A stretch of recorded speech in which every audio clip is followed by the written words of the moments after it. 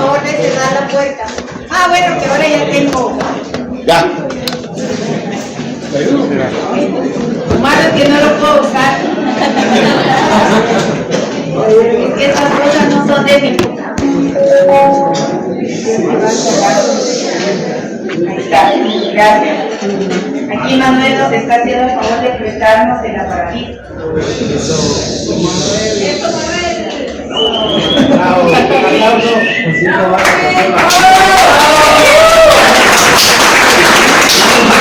¿Se escucha bien atrás? Principalmente para los que están hasta atrás, ustedes. ¿Se escuchan bien?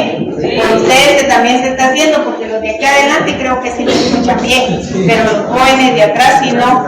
Creo que ellos sí hay que disfrutar un poquito más para poder. Bueno, entonces no había ninguna duda, ¿verdad? El martes pasado que hicimos lo del repaso, que vimos lo de derecho notarial, notario, principios y todo lo demás, yo creo que eso ya quedó claro, ¿verdad? Bueno, entonces como ya quedó súper claro, entonces quiero que me digan así en un segundo qué es notario. Es que no puedo. Siento que se me va a caer. Gracias.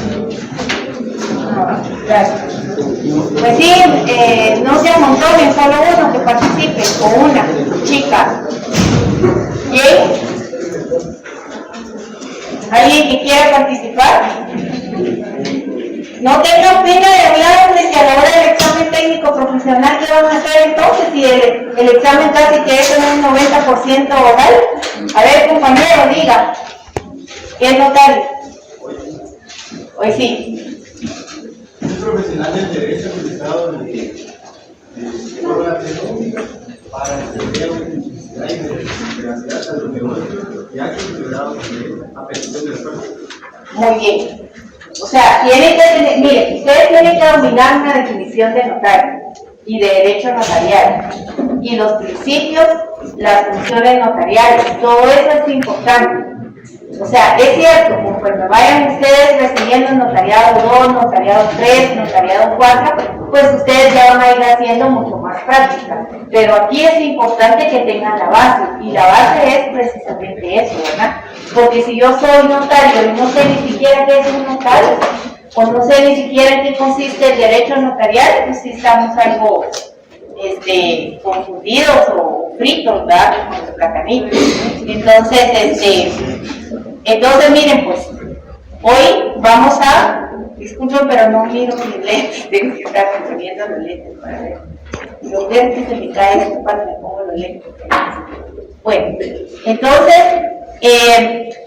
yo había pensado que hoy viéramos lo que es la inhabilitación del notario, pero el problema es que no todos tienen su ley de colegiación profesional. Entonces, podemos ver eso o podemos ver las funciones notariales. Igual tenemos que ver otros temas, ¿verdad? Lo que pasa es que a mí cuando se ve ese tema de lo que es la inhabilitación del notario, también se abarca todo lo que es la ley de colegiación profesional, porque allí también están sanciones, ¿verdad? Para las personas o para los notarios y notarias que inhabilitan, porque la inhabilitación del notario, según el artículo 37 del Código del Notariado, una inhabilitación temporal, y las que establece también el Código del Notariado, son subsanables. Pero también cuando un notario comete un delito, ustedes pueden ver en qué artículo es del Código del Notariado, donde dice que no pueden ejercer. No, aparte hay otro artículo, el artículo 4. ¿Qué dice el artículo 4, compañeros? No pueden ejercer el notariado, 1, los que tengan auto de prisión motivado por alguno de los delitos a que se refiere el inciso 4 del artículo anterior. 2, los que desempeñen cargo público que lleva aneja jurisdicción. 3, los funcionarios y empleados de los organismos ejecutivo y judicial y de las municipalidades que devenguen sueldos del Estado o del municipio y el presidente del Congreso de la República. 4, los que no hayan cumplido durante un trimestre del año civil o más con las obligaciones que impone el artículo 37 de este código, los notarios que se encuentren en este caso podrán expedir los testimonios especiales atrasados con los requisitos que establece este código, a efecto de subsanar dicho impedimento. Muy bien, pero esas son inhabilitaciones temporales. Si yo no presento un testimonio especial, yo no presento un aviso de cancelación o un aviso trimestral, que como notaria tengo la obligación, porque se recuerdan que hay obligaciones, hay derechos, ¿verdad? Deberes del notario. Entonces, una de mis obligaciones notariales posteriores, después de yo autorizar un instrumento público, ya sea protocolario o extraprotocolario, tengo que cumplir con obligaciones previas. Las obligaciones previas, yo les decía anteriormente en la clase anterior, que dentro de las obligaciones previas era solicitarle al cliente, primero, que presentara su documento personal de identificación, tenerlo a la vista y pedirle una copia. Si está acreditando una representación legal, también tiene que solicitarle el original de esa representación. Por ejemplo, si es un administrador único o representante legal de una SA, necesita que la representación sea un acta de nombramiento. Si es, por ejemplo, de un menor de edad, ¿cuál sería con qué representaría al menor? El papá o la mamá. Con el certificado de nacimiento. Y todo eso tiene que ponerlo a la vista del notario para que el notario tenga a la vista el documento y que considere que de acuerdo a la ley y a su juicio es suficiente para la celebración precisamente de ese acto o de ese contrato que se está celebrando, sea contrato, instrumento o lo que sea. Bueno, perfecto. Entonces, pero también hay obligaciones, otra de las obligaciones previas también es que estén con ustedes las partes y firmen por el principio de... ¿Qué principio es ese cuando tienen que estar presentes las partes? Inmediación también y unidad del acto, porque tienen que, principalmente la unidad del acto, porque tienen que estar todos presentes en un solo o en un mismo acto, por eso se llama unidad. Pero también hay obligaciones posteriores, y dentro de las obligaciones posteriores se recuerda que yo les platiqué la vez pasada que dentro de las obligaciones posteriores, según el artículo 37 del Código del Notariado, dice que es obligatorio que cuando usted faccione y autoriza un instrumento público o una escritura pública, usted tiene que presentar, extender el testimonio a las partes interesadas o a la parte interesada. Y debe también extender el testimonio especial. El testimonio especial debe de extenderlo usted al Archivo General de Protocolos. Y esa es una obligación posterior que el notario tiene que hacer. No es si tengo ganas, si tengo deseos, si de repente lo hago o no lo hago. No, es una obligación, es un deber, porque es un mandato legal, porque la ley se lo está exigiendo que lo haga. Porque por mandato legal se lo tiene que cumplir. Entonces, tiene 25 días para poderlo presentar. 25 días hábiles para poderlo presentar. Entonces, ¿qué sucede? Si usted incumple con presentar ese testimonio especial, o bien que canceló una escritura, tiene que dar un aviso. Y además tiene que dar avisos trimestrales de todas las escrituras o de todos los documentos o instrumentos públicos que usted autorizó en ese trimestre, por ejemplo, enero, febrero y marzo, tiene que dar aviso. Si usted incumple con hacer eso, entonces está inhabilitado temporalmente. Esa es una inhabilitación temporal. Pero aparte hay otras inhabilitaciones, ¿verdad? Que según la ley de colegiación profesional obligatoria, que me gustaría que después de que pasemos este examen, porque ahorita ya la otra semana se les vienen sus exámenes, ¿verdad? Sus exámenes, y me imagino que ustedes están estudiando arduamente para sus exámenes. Entonces, después de que terminen vayan terminando sus exámenes, entonces sí me gustaría que dieran una leída a la ley de colegiación profesional. Es un folletito, primero la compren, ¿verdad? Y después de que ya la compren, pues le den una leída, porque sí vamos a ver cuestiones de esto.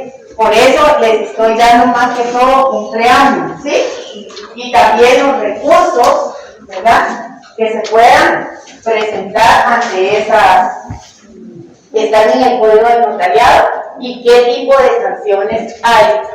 Entonces, quiero pasar ahora a lo que son las funciones notariales, pero previamente a eso, se recuerda que yo les dije en la clase anterior que investigaran qué. No se recuerda. A ver, ¿quién copió? Exacto. ¿Quién es el escribano actual de gobierno? ¿Cómo se llama? Ángela Elizabeth García Urrutia. La licenciada Ángela Elizabeth García Urrutia. Muchas gracias, compañeros. Lo felicito porque cumplió con la tarea. Así tiene que ser. Y también quiero preguntarle lo siguiente. ¿Qué es un ministro de culto? Creo que les hice esta pregunta como tarea. ¿Puede un ministro de culto celebrar un matrimonio? Sí, Sí puede. Cuando está autorizado. ¿Y qué se necesita para que esté autorizado? ¿O hay aquí algún ministro de culto? O sea, yo pregunto, ¿hay aquí algún ministro de culto? ¿No? Todos son.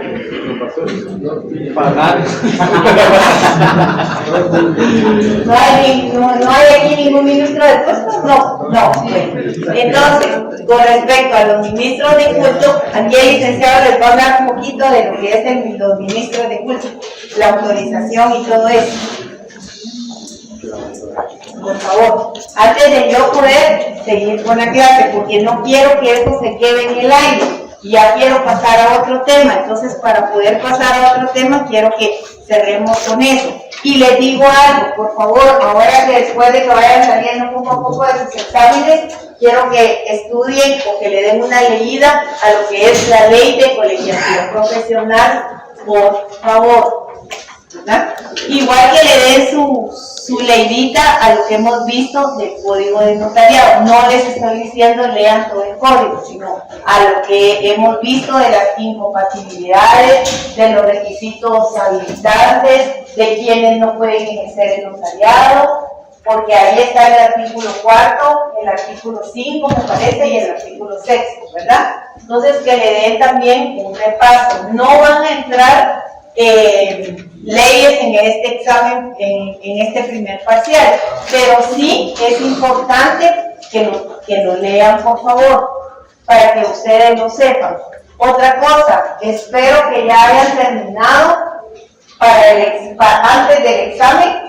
Manuel está haciendo el favor de revisar quienes están entregando sus cuadernillos, 2 o 3.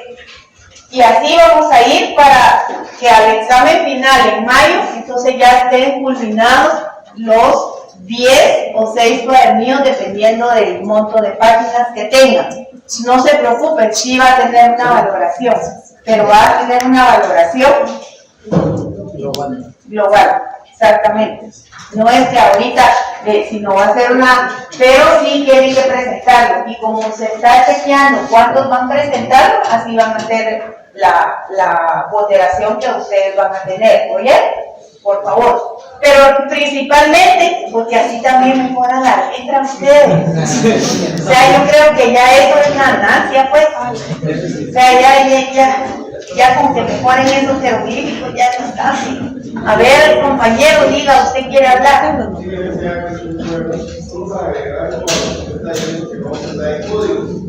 Los 3 principios que ayer arrojamos de la pública, forma de la aprobación y todo lo que decir, están en cada uno de esos artículos, acá en el código, y tiene una codefinición. Entonces, por ejemplo, si le estamos preguntando a los mismos que definición del artículo y. No, porque no van a. O sea, yo sí les podría preguntar, mire, denme, por ejemplo, según el artículo tal del Código Notariado, quienes no pueden hacer tal cosa o quienes pueden hacer tal cosa, me explico, pero no necesariamente que usted va a traer la ley y lo va a buscar ahí, porque si usted trae la ley ahí está archivo, pues. Entonces, por eso ustedes solo lo van a leer, y lo van a ¿no saben ustedes cuáles son los requisitos habilitantes para ejercer el notariado? Se hace el guatemalteco del estado seglar, o sea, mayor de edad, o puede un patojo de 15 años ser el notario. No, en primer lugar, no, ni siquiera ha culminado sus estudios, todavía va por básicos, ya tiene que estar en estudios superiores porque tiene que tener el título facultativo que lo va a acreditar como abogado y notario, porque aquí se llevan simultáneamente las dos profesiones. Aprovechen porque hay 2 por 1. Va a llegar el momento que van a separar el notariado y van a separar la abogacía, no sé cuándo, algún momento, porque hay países donde sí está es separado. Y además se puede sacar el título, también se puede sacar el título de licenciado, el grado académico de licenciado en ciencias jurídicas y sociales. Entonces, por favor, Sergio, ¿ya? Bueno, gracias. Y el compañero ya se fue. Tal vez también, gracias. Bueno, diga, compañero. Para el mío. No, en el segundo parcial se recuerda que el primer examen vale 30, el segundo vale 40. En el segundo de 40 hay 10 puntos, ¿verdad? Que van a ser de trabajo y entonces ahí pueden entrar los cuadernillos. Pero si están completos, si no. Bueno, y otros trabajitos que podemos ver por ahí, ¿verdad? Pues sí. Por favor. ¿Quieres? No. Te lo presto porque no es mío. ¿Está bien? ¿Seguro?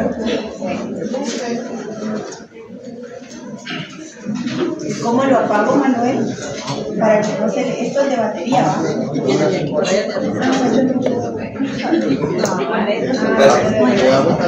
Ok, gracias.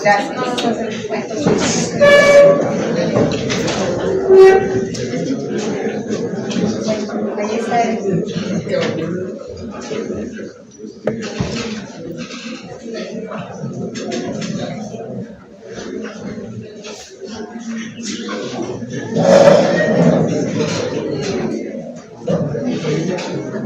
¿Podrían hacerme el favor de cerrar la puerta? Disculpen.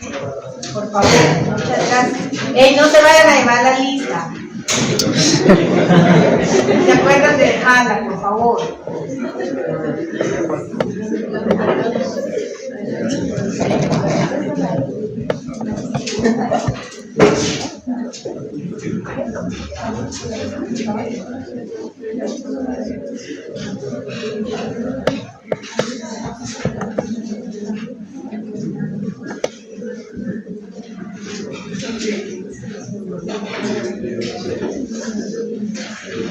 ¿Se recuerdan que el 6 de marzo a las 7 de la noche es su examen? Cabal lo paso en el horario de su clase, por favor. Acuérdense que también ya hice muy tarde de aquí en la universidad, está peligroso es. Díganme. ¿Es pregunta directa o...?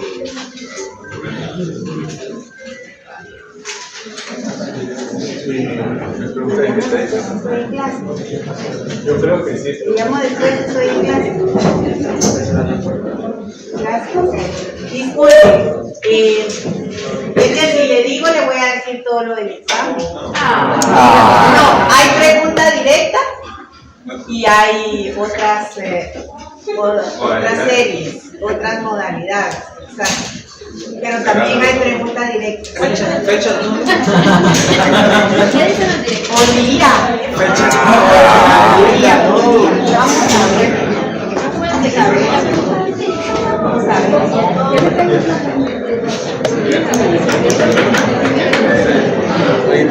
Pero ya hay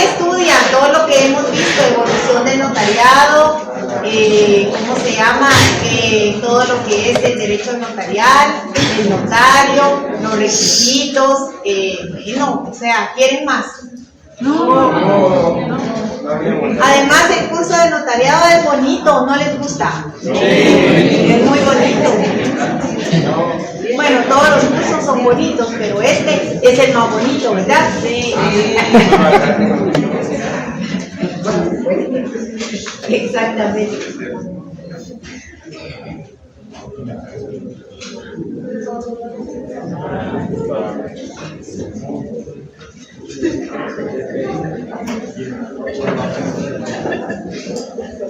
¿Ya entregaron la mayoría el cuadernillo? ¿Sí o no? Eso es importante, eso es muy importante. Otra cosa, ¿quieren mejorar la ortografía? Lea. Y si tienen libros de texto, mejor, porque de verdad que esto hasta dolor de cabeza da cuando uno lee mucho en la computadora y la vista. Yo todavía soy de las que me gusta leer los textos. Bueno, tal vez ustedes, como ya son las nuevas generaciones, tal vez ya no, pero esto para mí es un poco más incómodo.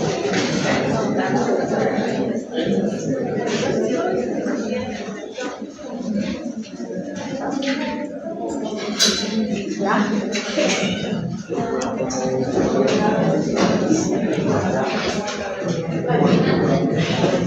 Claro, 57 vamos. 57 que han entregado. ¡Ah! Ni la mitad ha entregado. ¿Ah?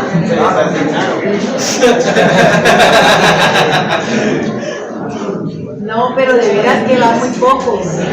Bueno, estos son unos puntos que ustedes van a tener, porque el cuadernillo sí le voy a dar ponderación, no crean que lo están haciendo por gusto. Sí se les va a dar ponderación al cuadernillo que entreguen, a los cuadernillos, que son varios. Unos 20 van. No, tampoco. Tampoco les voy a dar 10 minutos por eso. Sí, negra. Dale la mano, tanto hacer plana. Hasta que cae. Pero mejora la letra. Ya es ganancia. Peor es tener letra que no se entiende, ¿verdad?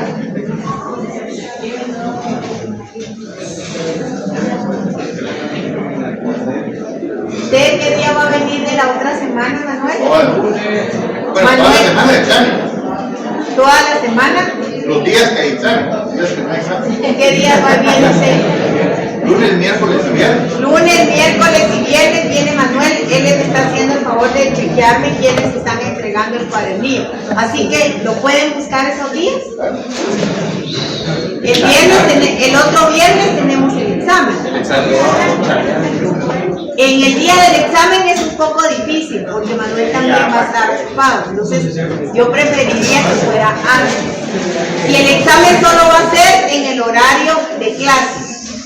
Examen el viernes a las 7 en punto y terminamos a las 8, suficiente con una hora, a veces hasta lo terminan antes, pero lo máximo una hora, y se recuerdan que es el 6 de marzo, es mejor que vengan a examinarse el día que les corresponde, a menos de que haya algo de fuerza mayor, ¿verdad?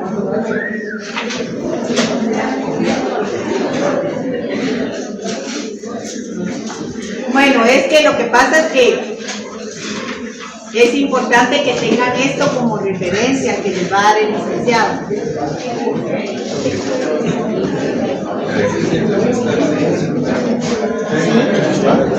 Sí, porque si no aparece en control académico, si no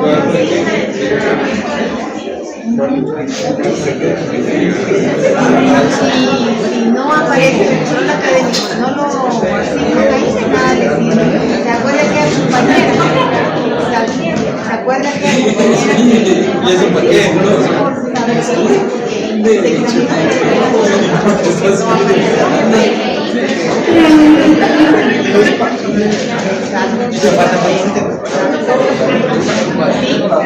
¿Cuánto compraste? 7. No, porque yo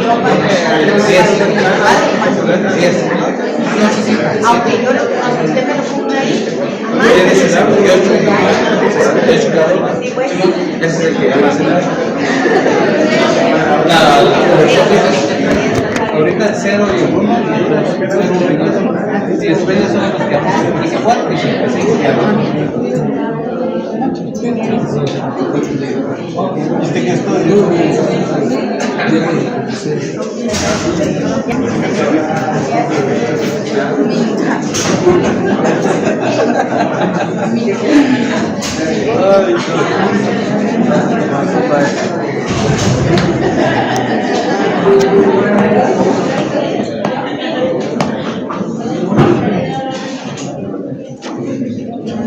Qué bueno que los que están hasta atrás se pasan para adelante. esa unión de la clase. Qué bueno, los felicito. Bueno, pongan atención por favor. Bueno, compañeros, buenas noches. El acuerdo gubernativo 263-85 es el que regula a los ministros de culto. Ese es un acuerdo de 1985, ¿verdad? Desde entonces se encuentra vigente, después de más de 40 años todavía está vigente, ¿verdad? Ese acuerdo gubernativo pues avisa a los ministros de culto. Pero ¿quién es un ministro del culto? Entonces, un ministro del culto es aquella persona, ¿verdad?, religiosa, que tiene estudios, tiene constancias, tiene un currículum en donde pues ha llevado debidamente pues, su currículum, sus estudios teológicos, religiosos, pero principalmente tiene una autorización por el Ministerio de Gobernación y se ha inscrito en un registro público que tiene el Ministerio de Gobernación, que se llama Ministro de Culto. Entonces, un ministro de culto, pues, ¿cómo se acredita ante el Ministerio de Gobernación? Entonces, partiendo de que el ministro de culto es toda persona individual que pertenece a una religión, ¿verdad?, y que ha llevado los estudios considerados mínimamente necesarios para poder atribuirse como pastor de su iglesia religioso, o vamos a decirlo líder religioso, pues se registra ante el registro público de ministros de culto. ¿Y dónde está eso, licenciado? Eso está en el Ministerio de Gobernación. ¿Y cómo me registro ahí, licenciado? Si yo quiero ser pastor y quiero casar a la gente, entonces usted presenta su documento personal de identificación. Tiene que presentar su constancia religiosa, ¿verdad?, donde usted tiene los estudios mínimos necesarios, porque si usted dice que es líder religioso, pues aunque sea algún estudio bíblico que compruebe la calidad que usted acredita, pues tiene que tener, ¿verdad?, para sustentar eso.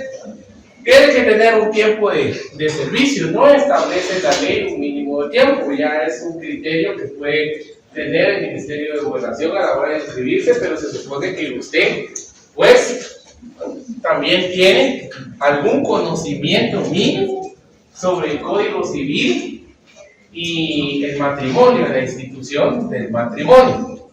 Bien, entonces, usted es una persona individual, líder religioso que tiene conocimientos mínimos sobre estudios teológicos, que es líder y que está debidamente acreditado como tal, pero no tiene esta autorización. Pero usted sabe que sí es ministro del culto, porque independientemente de la religión, pero vamos a hablar de la religión cristiana. Los que son cristianos católicos o cristianos evangélicos, pues el sacerdote o el pastor deben de tener una identificación que se la otorga el Ministerio de Gobernación, en donde dice que son ministros de culto. Es un gafete similar a un carnet. Ustedes le pueden preguntar a sus líderes religiosos, sacerdote o pastor, y ellos pues tendrán a bien poderse mostrar, ¿verdad?, porque ellos son los que tienen esa credencial de ministros de culto. Pero no todos los ministros de culto pueden casar, sino que para celebrar un matrimonio deben de llenar su solicitud con DPI, constancia religiosa, su tiempo de servicio obviamente a la iglesia que pertenecen, y deben de llenar ciertos requisitos como un conocimiento mínimo del Código Civil sobre la institución del matrimonio.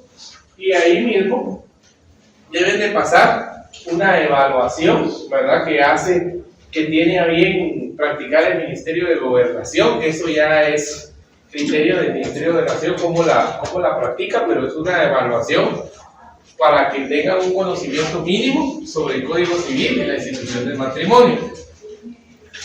Si son ministros de culto, pero son extranjeros, quiere decir que no son guatemaltecos, deben de presentar su pasaporte autenticado, su constancia de domicilio. Constancia de domicilio es lo que le llaman migración extranjero domiciliado en Guatemala, pero es lo mismo, constancia de domicilio.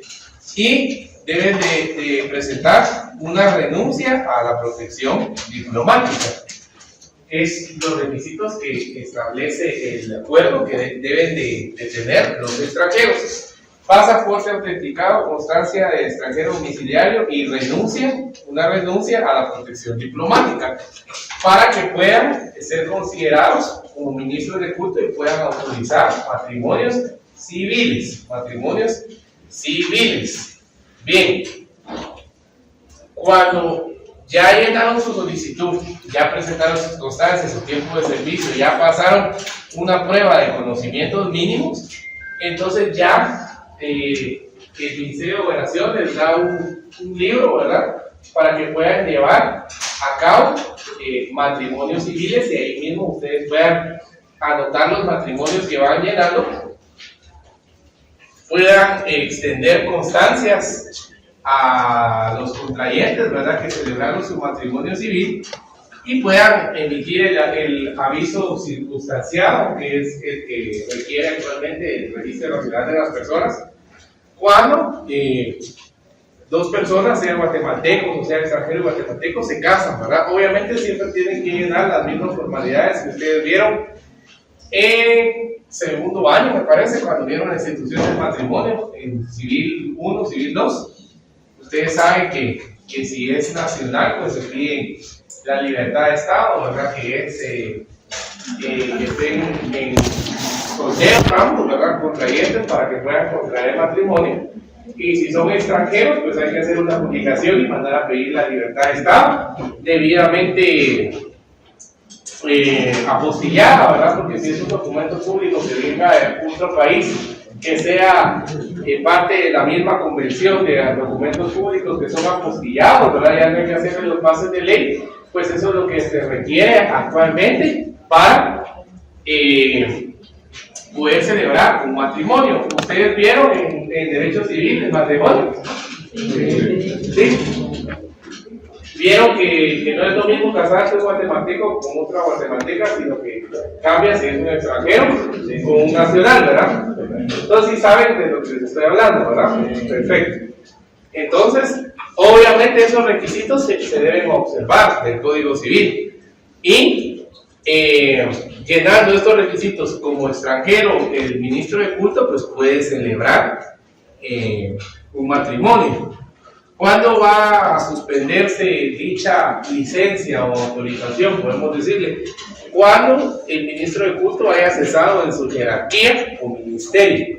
Si el ministro de culto cesa como ministro de culto, automáticamente ya no tiene validez, ya no tiene autorización para poder celebrar matrimonios civiles. Si cesa en su jerarquía, por ejemplo, esto se da más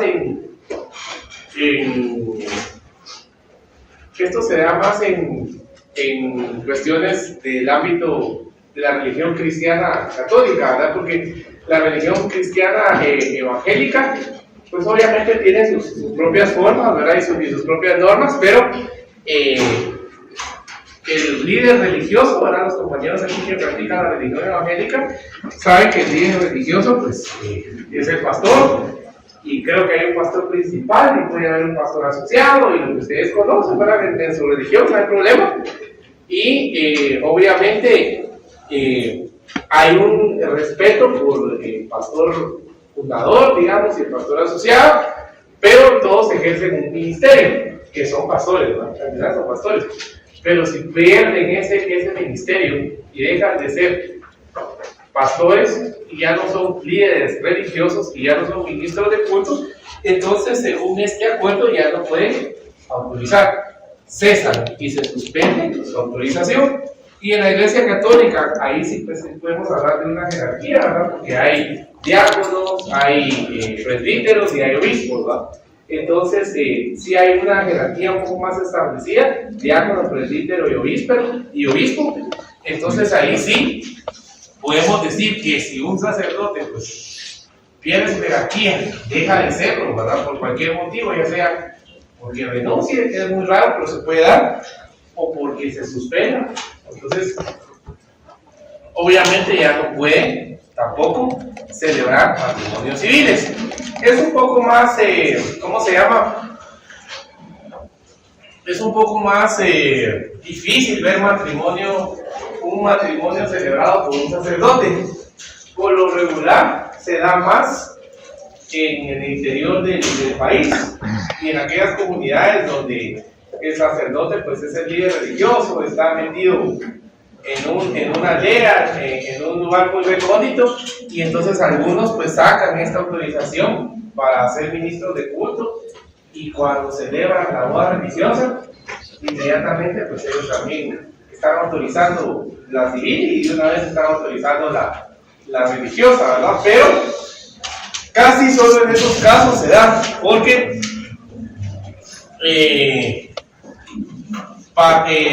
la Iglesia Católica tiene un derecho canónico que es más antiguo que todos nuestros códigos civiles juntos, y creo que desde la creación de la República y desde antes del descubrimiento de América ya había un derecho canónico. Se pueden imaginar ustedes, ¿no? Entonces ahí sí ya es más riguroso, porque ya hay más, así como nosotros tenemos toda una legislación en el mundo civil, que todos los países tienen un código civil, ¿verdad? Pues la Iglesia Católica tiene más de 500 o 1000 años de tener, más de 1000 años de tener una regulación que se llama derecho canónico. De hecho, cuando la Universidad de San Carlos se funda en Guatemala y se funda la Facultad de Ciencias Jurídicas y Sociales, no se impartía la carrera de Derecho como la conocemos actualmente, sino se impartía, adivinen qué curso impartía la facultad cuando abrió hace más de 300 años. Derecho canónico. Imagínense ustedes. Entonces ahí sí ya hay reglas de siglos, ¿verdad? Que observa la Iglesia Católica, porque ya hay un tribunal eclesial y tienen una normativa, un canon, ¿verdad?, de derecho canónico, para poder decir que no hubo ningún vínculo. La diferencia con el matrimonio civil al matrimonio religioso, por ejemplo, con la Iglesia Católica, es que la Iglesia Católica no habla de divorcio, habla de que si una persona contrae un matrimonio civil, pues es apto para poder contraer un matrimonio religioso, porque por eso se pide esa constancia.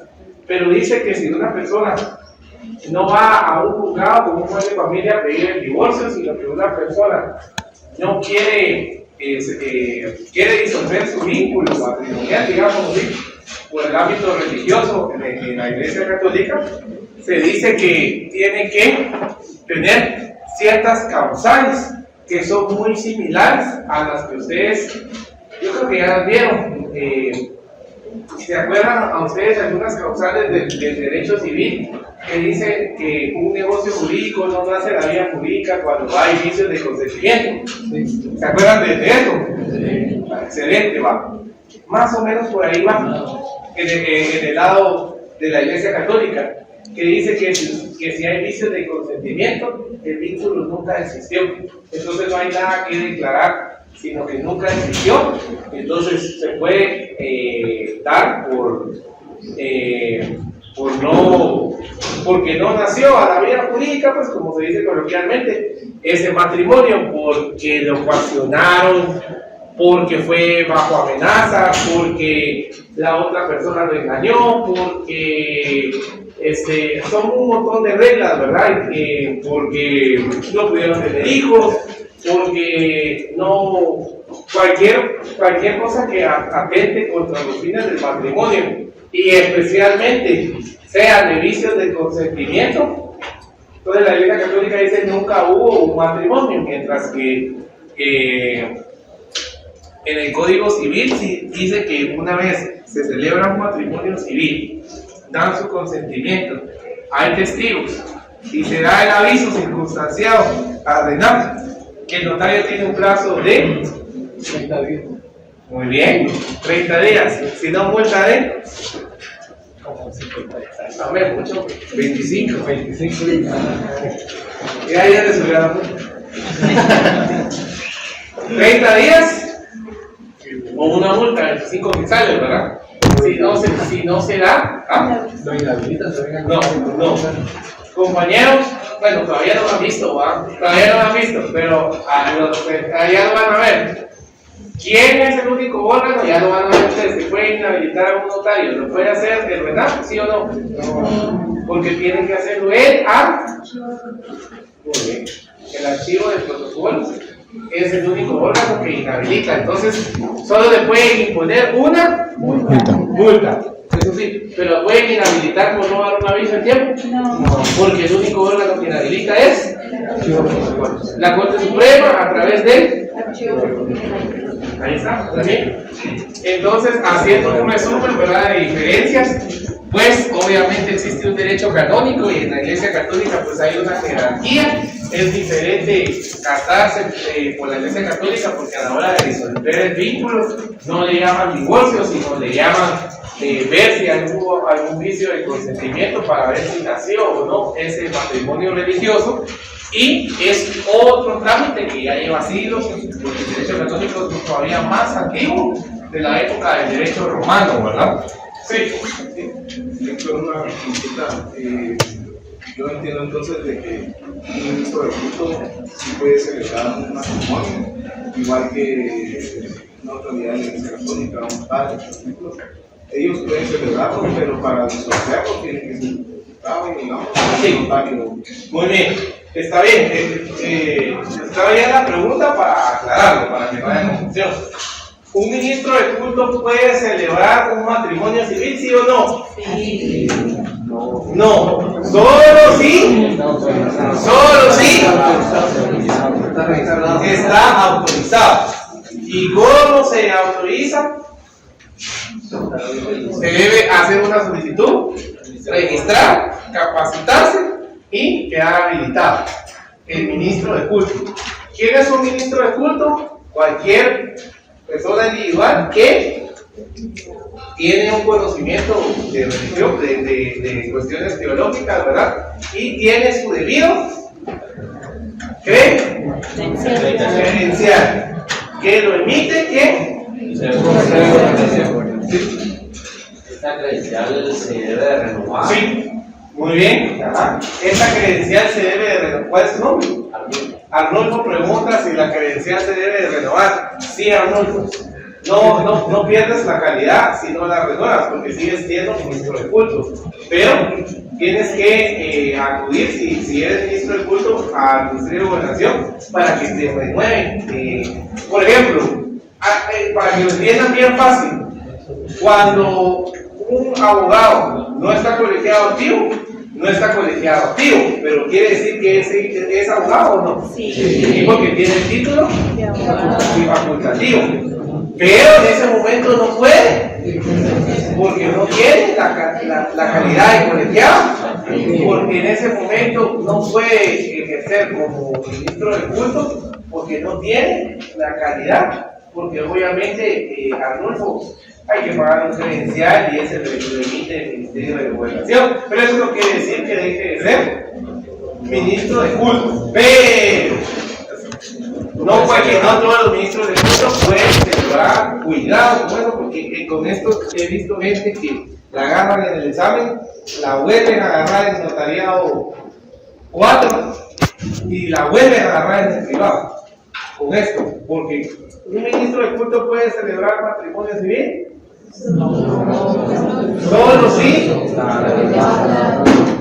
Solo si está autorizado.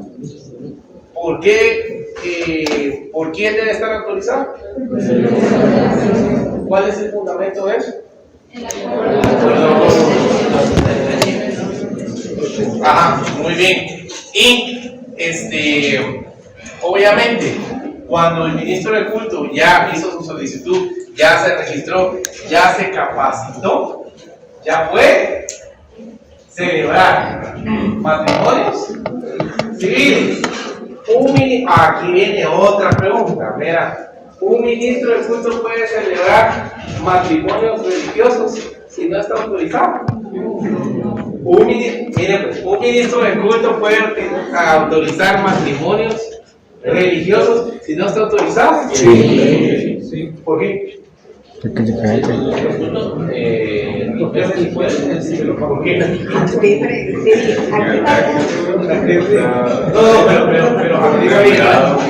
¿Por qué puede?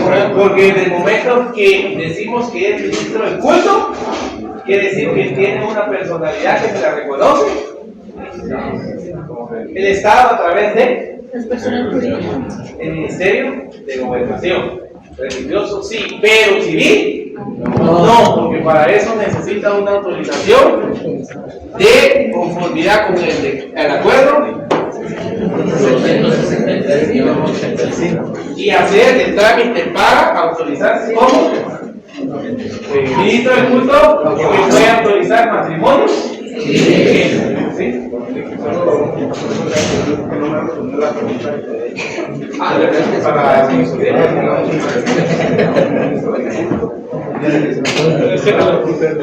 Sí, tenés razón. ¿Cuál es su nombre? Gustavo, sí, es cierto. Gustavo me dice que para disolver un ministro del culto autoriza el matrimonio civil, pero para disolverlo, como es matrimonio civil, ¿bajo qué ley se disuelve el vínculo matrimonial civil? Código civil. Entonces, ¿cuál es el procedimiento? Ustedes ya saben, ¿verdad? Si es por mutuo acuerdo, es un divorcio voluntario. Si es por litigio, es un divorcio por la vía ordinaria. ¿Por qué? Porque está autorizado para celebrar matrimonios civiles, y todo lo civil, según el código civil, obviamente, se disuelve a través de los tribunales del fuero civil. O nosotros tenemos un fuero especializado que se llama tribunales de familia. También otra consulta. Yo tengo entendido de que se tiene que tener una membresía, digamos, registrada, es decir, tiene que tener registrados a los miembros de la iglesia. Entonces tengo dudas para celebrar el matrimonio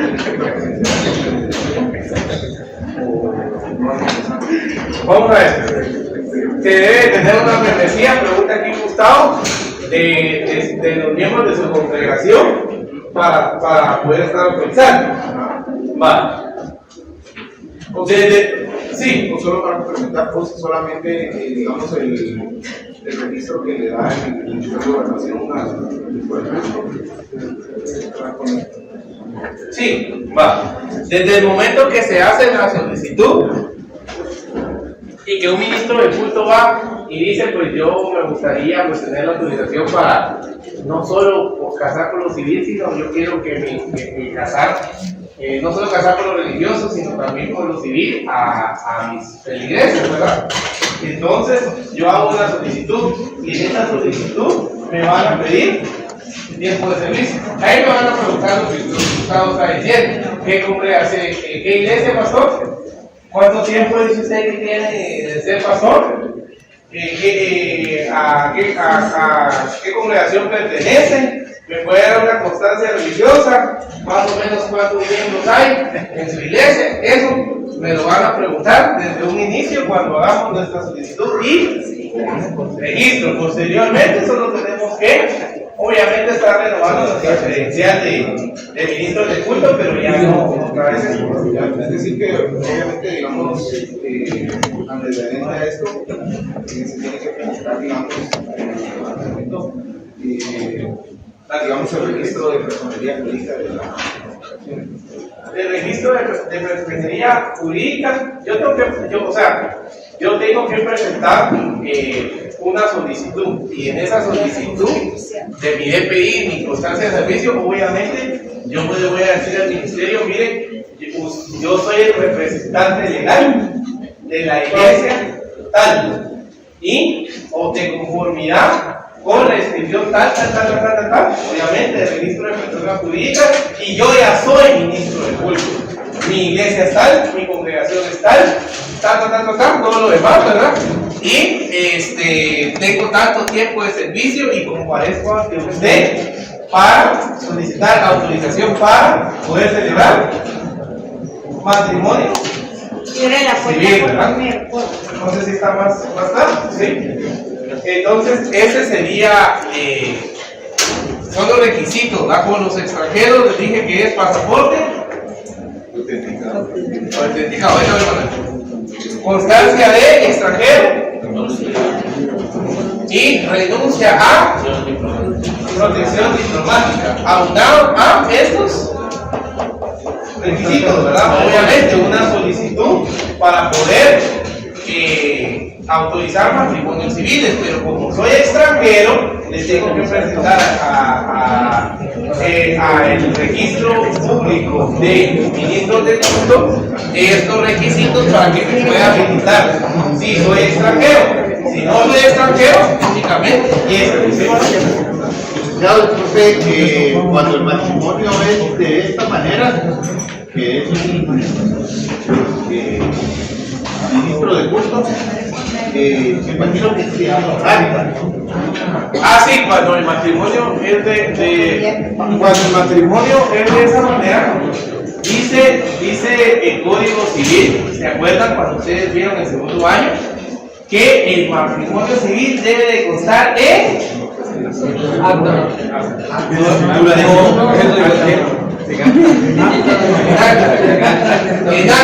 esa formalidad la tiene que cumplir el notario y la tiene que cumplir el funcionario, el alcalde, o la tiene que cumplir el ministro de culto.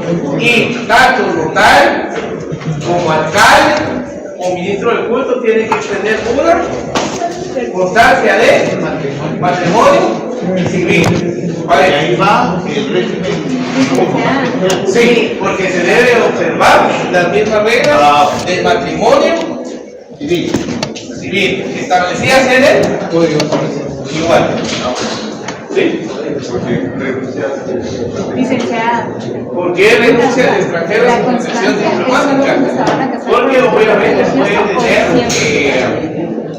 puede tener algunas responsabilidades, porque ya al poder celebrar un matrimonio civil y autorizar para nosotros y las personas que autorizan un matrimonio civil en Guatemala no son cualquier persona, como en otros países que usted se registra y hasta en el acto creo que les dan la autorización y pueden celebrar un matrimonio. Si no, miremos a Bad Bunny que celebró un matrimonio en el Super Bowl.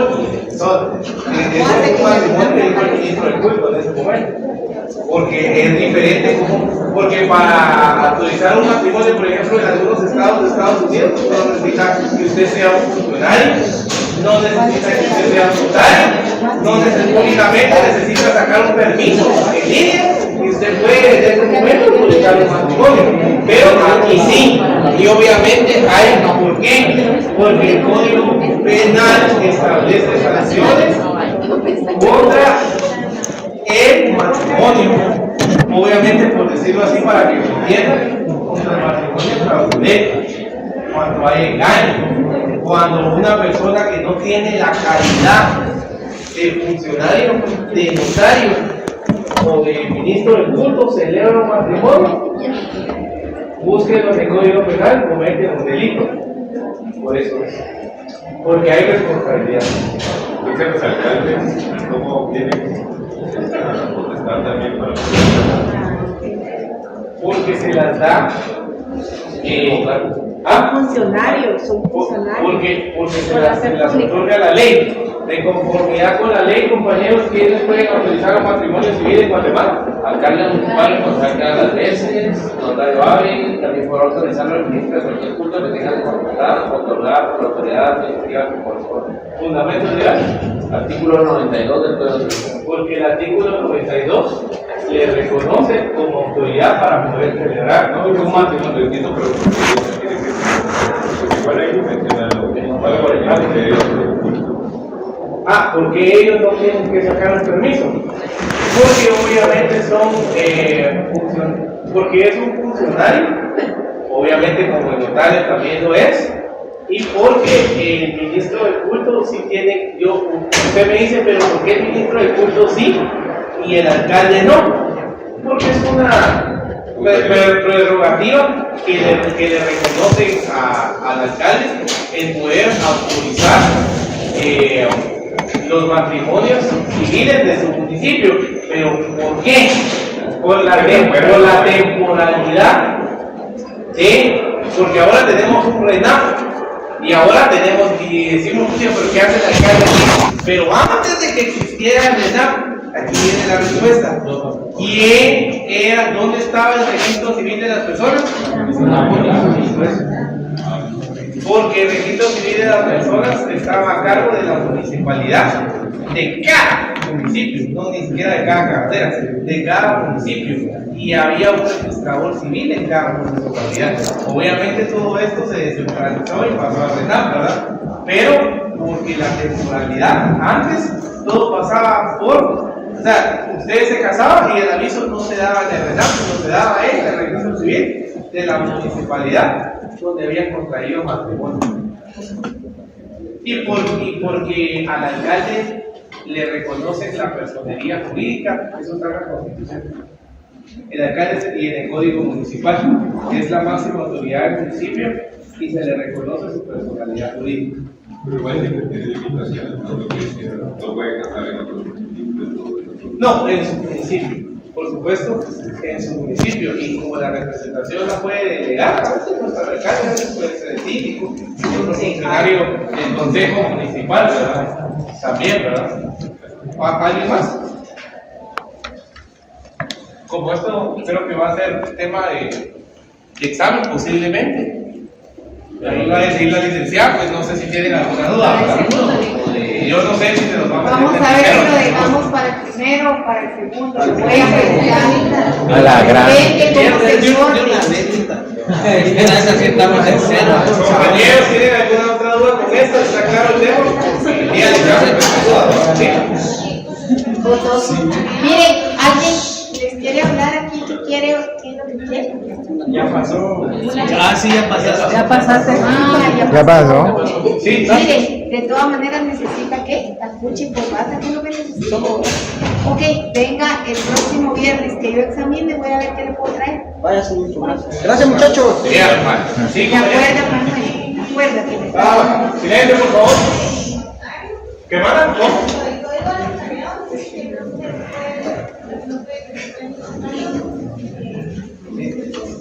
Sí, el código de notariado dice que para que de los requisitos habilitantes dice que el notario debe ser del Estado seglar y no debe ser ministro del culto. Sí, por supuesto. Yo no puedo ser pastor y puedo ser notario. Sí tengo una incompatibilidad, porque o soy del Estado seglar o soy ministro del culto. Y le pasa lo mismo muchas veces a los candidatos también a presidente, ¿verdad? O soy ministro del culto, o soy federal, que me postulo a un cargo de elección popular. Ahí encontramos una prohibición similar, ¿verdad? A la de notario, o ministro del culto, o notario. Esos son los requisitos habilitantes, ¿verdad? ¿Alguna otra duda? ¿Sí quedó claro el tema? ¿Sí está bien? Yo creo que ahí lo vamos a dejar, compañeros. En caso de la reunión.